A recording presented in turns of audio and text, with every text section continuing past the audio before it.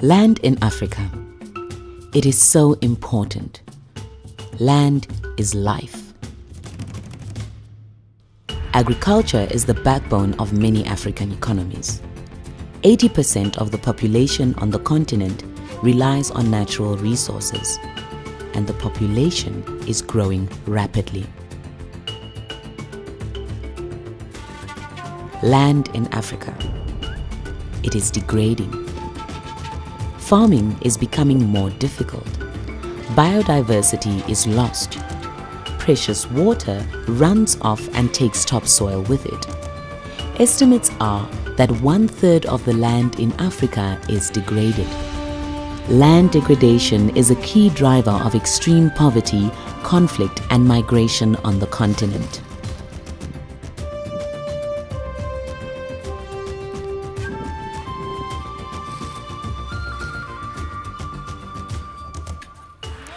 Now for the good news. Restoring land is not only possible, it can also have a huge impact on food, soils, and livelihoods on the continent. 2 billion hectares of land worldwide have the potential for restoration. And in Africa alone, is about 450 million hectares of land where there's still potential for restoration. Bring this into context now when you talk about food security, poverty alleviation. In Africa, when you map poverty, food insecurity, and hunger, it quite correlates with degraded landscape, which means that fighting hunger, bringing zero hunger in Africa, is about restoring the degraded landscape. We know the science is telling us that climate change will disproportionately affect Africa. Africans will face extreme temperature effects. We're already seeing weather patterns that are extreme in the drought and in the rain and floods. And Africa also stands the least chance of adapting. We don't have the technology and the resources that most countries have in the West. So we must be most concerned, and we must start where we know we have a lot of potential. Africa has a lot of people, and we can put a lot of trees in the ground. The potential for restoration through tree planting is great. Potential for restoration through natural regeneration is equally great. Africa has huge potential for land restoration. You can find tried and tested solutions on the continent already. The World Future Council and the United Nations Convention to Combat Desertification have identified solutions that contribute to the protection of life and livelihoods in the drylands. What are the policies that work well for land restoration in Africa?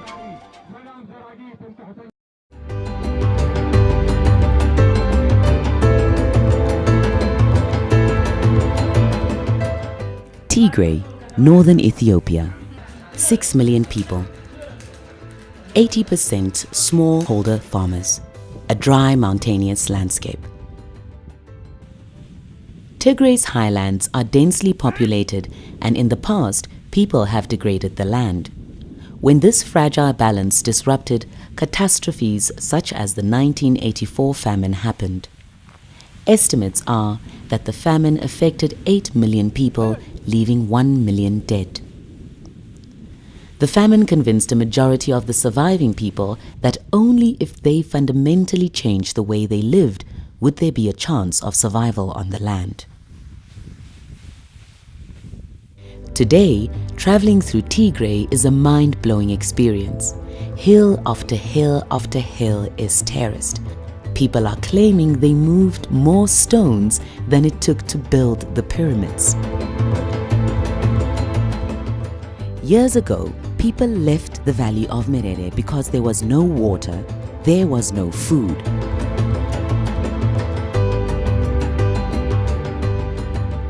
Then they came back and started a miracle.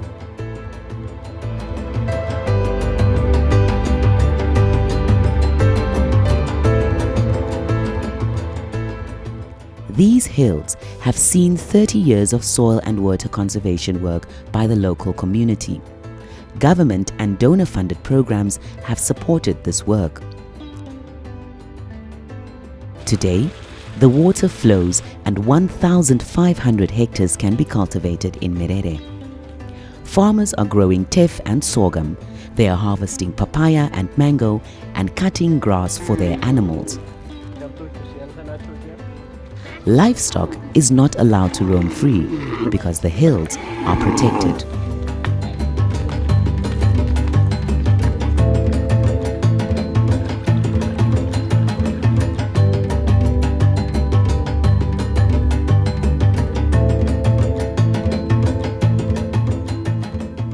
And the hills pay back.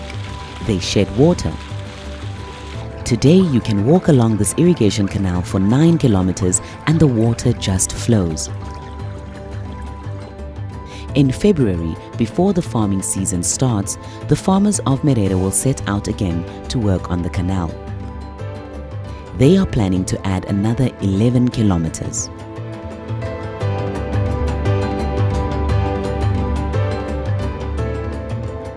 Tigray policies have been recognized as the world's best policies to combat desertification and land degradation by the World Future Council. A combination of 3 policies received the organization's Future Policy Award in gold, the only award that honors policies rather than people. The conservation-based strategy of the government, which puts smallholder farmers at the core of development, campaigns that mobilize people to contribute 20 to 40 days of voluntary labor per year, and a policy that allows youth to use land for income generation if they restore it at the same time.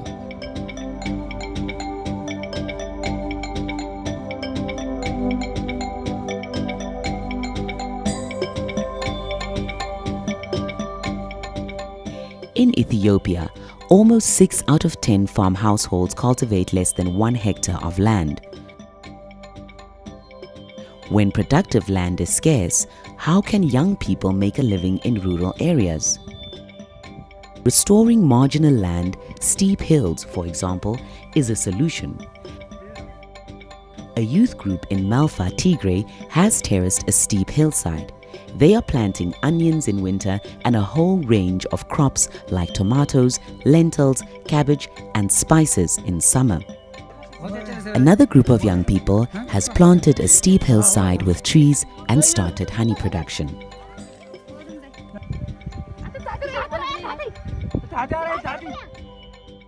With the youth group, there is significant change in our life. We are 30 members in the group. At the beginning, there were some problems, especially in guarding the beehives.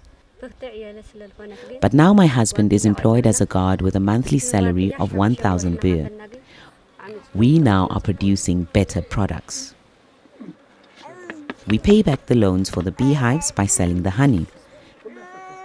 The income we generate by selling firewood and grass for fodder, we spend on food or pay into a savings account.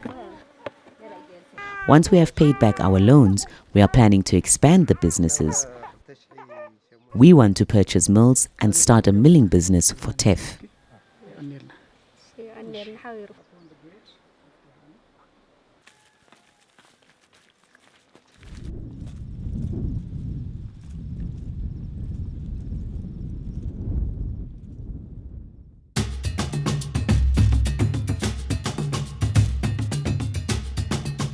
Land in Africa.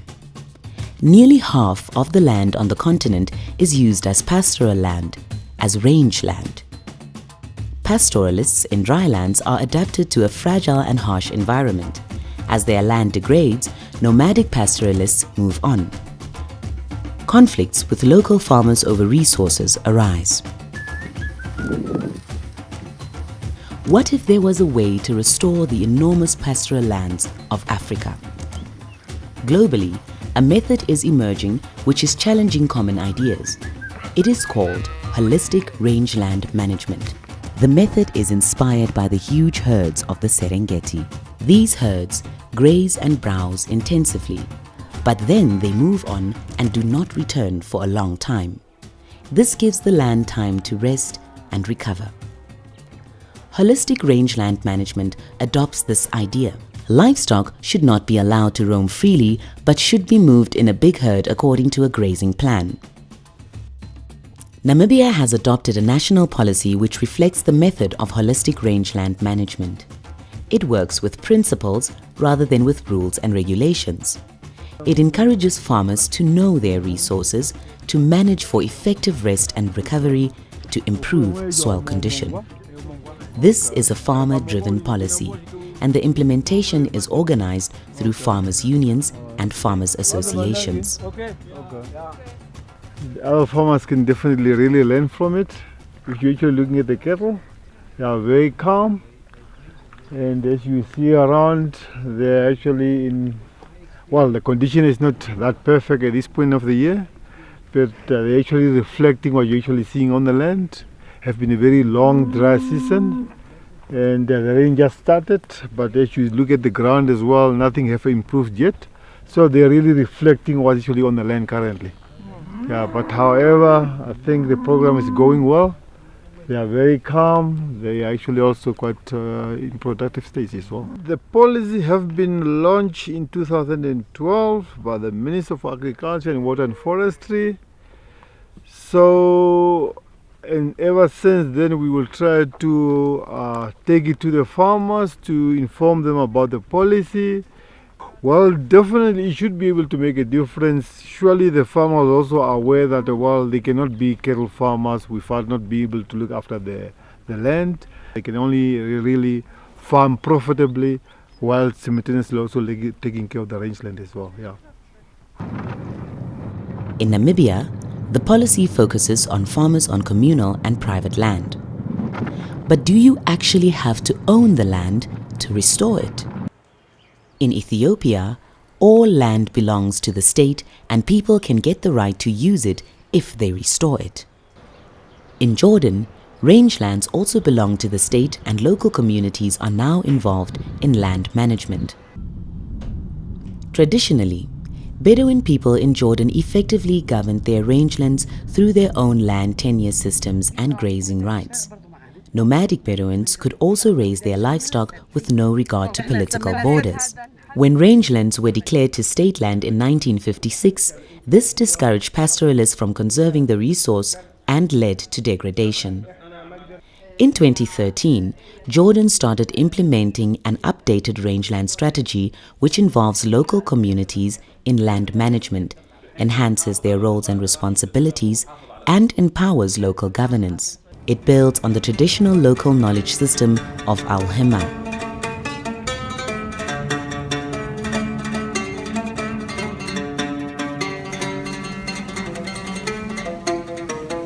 أول ما كنا بنلف على زيارات على البيوت يقولوا لنا اذكروا بالقشع هذا يعني اليابس كان لا في عليها نبتات ولا شيء إنه هاي بدها تطلع من أول وجديد قلنا بس وقفوا لنا عنها إحنا مدة سنتين أعطيناهم هم وقفوا سنة اقتنعوا يعني صار يجوا علينا على الجمعية وعلى الحمى يعني علشان إحنا الستات اللي اشتغلوا معانا أرامل أمهات أيتام خط الفقر يعني اشتغلوا معانا كم وحدة في الباقي عندنا كثير يعني من الوضع هذا يقولوا أي شيء إحنا نطلع لحالنا نقطف ونجيب لكم على الجمعية.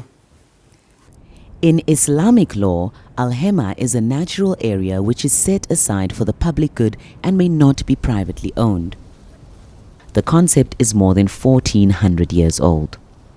Hemas help conserve natural resources and biodiversity. They integrate community life, ethics, animal welfare, and more. Al-Hema encourages communities to build their own institutions to manage their rangelands. The Bani Hashem community in central Jordan has developed such a local tribal law and enforces the new land management system. After only a few years, the benefits are obvious. Indigenous floral species are back. Shrubs and grasses are regenerating. The women of Bani Hashem now cut herbs on the hills. They dry them and sell them as teas.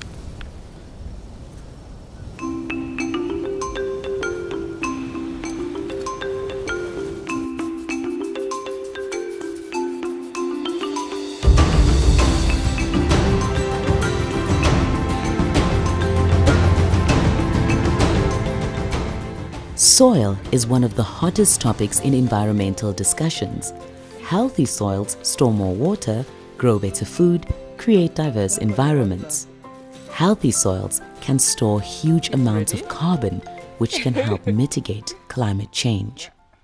the title deed that you have in whatever land that you own is making you also a custodian of the soil characteristic, the soil potential.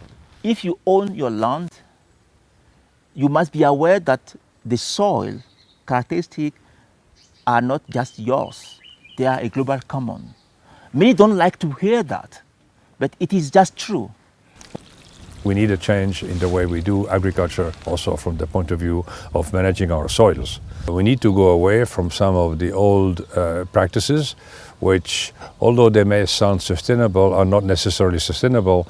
And why? It's because the farmer did not really take care of the life in the soil. So we need complex systems, and we have demonstrated this through research, that such complex systems increase the carbon in the soil, water retention, nutrient cycling, and we have the methodology, we know it works.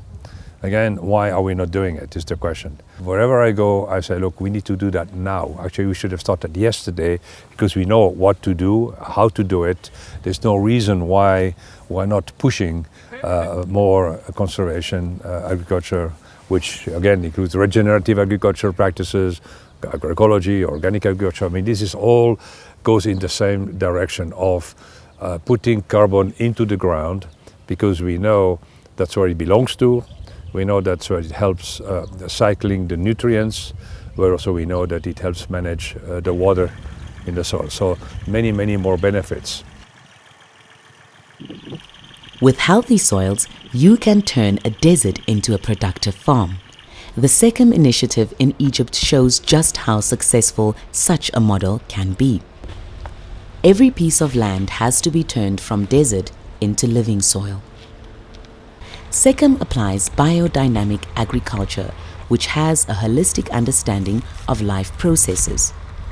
Today, the top layer of Sekem's farm soils is rich in organic matter and microbiological life. Compost builds up empty desert soils. Healthy soils like this can also hold more water.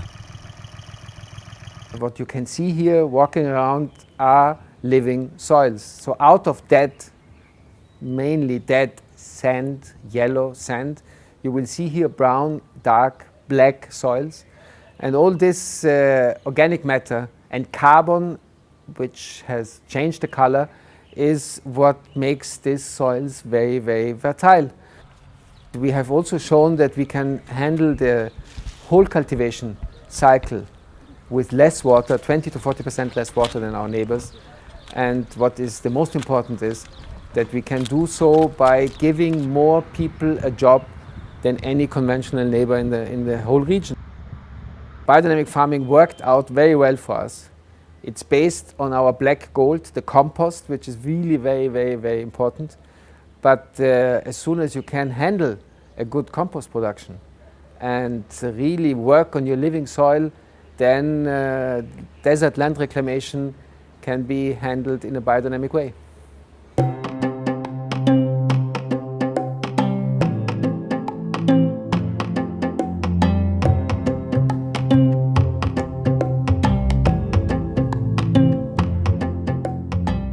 The Sekem model is based on biodynamic farming, but also on what we call economics of love, on a very active living, learning organization and community building effort, and on our continuous effort to build the individual potential of all of our members in the community. In the vision of my father, who established Sekem 41 years ago, it was always about unfolding people's potential, supporting the people to create a living, learning organization and also develop themselves as a community. And everything else you can see here at Sekem, whether it's our plantations, whether it's our potatoes or oranges, whether it's our factories with machines and 800 million tea bags and so on, all these are considered tools to achieve this development. So what is always in the focus is the development of each one of our members' potential, and everything else helps us on this path. Today, the Sekem Group employs more than 2,000 people. Its core businesses are organic farming, plant-based medicines and textile production. The Sekem companies include the largest packer of organic tea and the leading producer of herbs in the Middle East. Hundreds of children learn in Sekem schools. Youth is qualified at a vocational training center and at the Heliopolis University of Sustainable Development in Cairo, which Sekem founded. Sekem received the Right Livelihood Award, also known as Alternative Nobel Prize.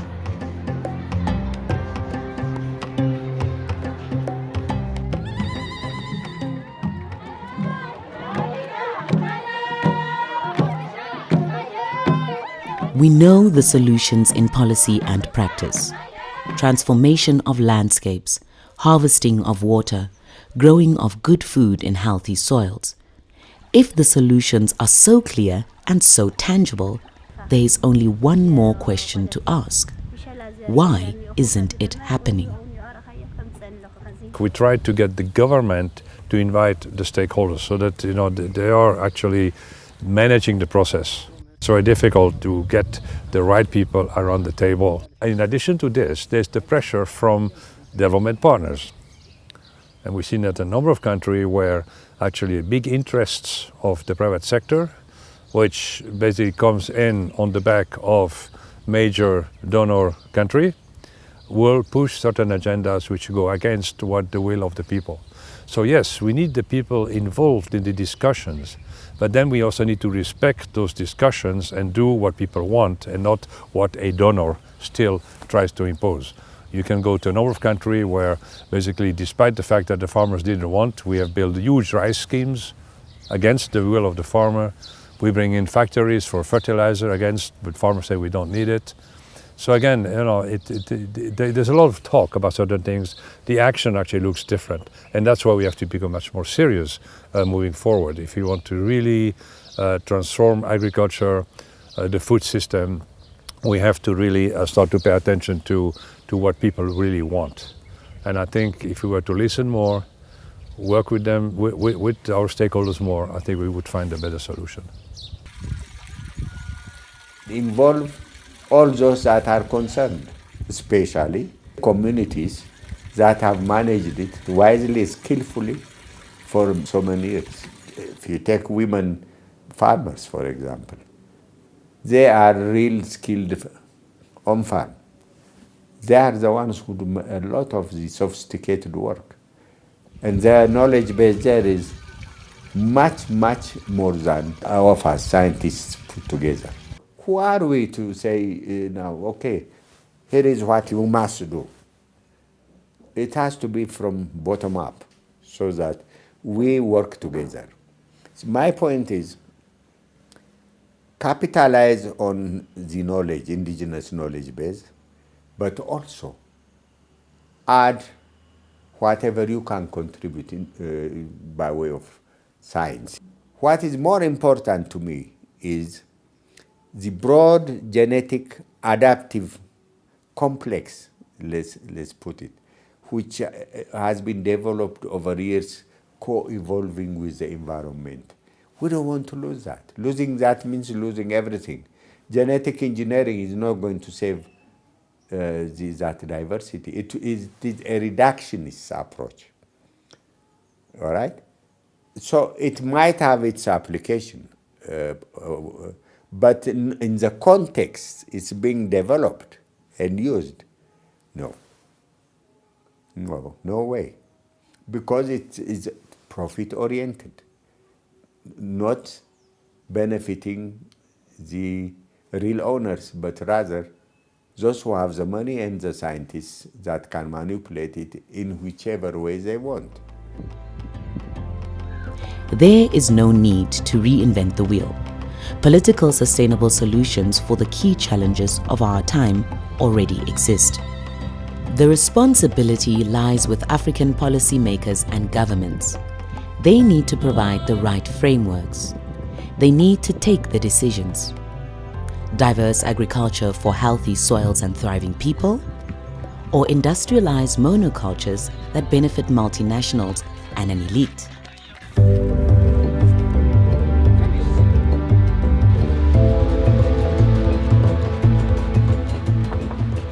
Everyone can play a role in fighting land degradation.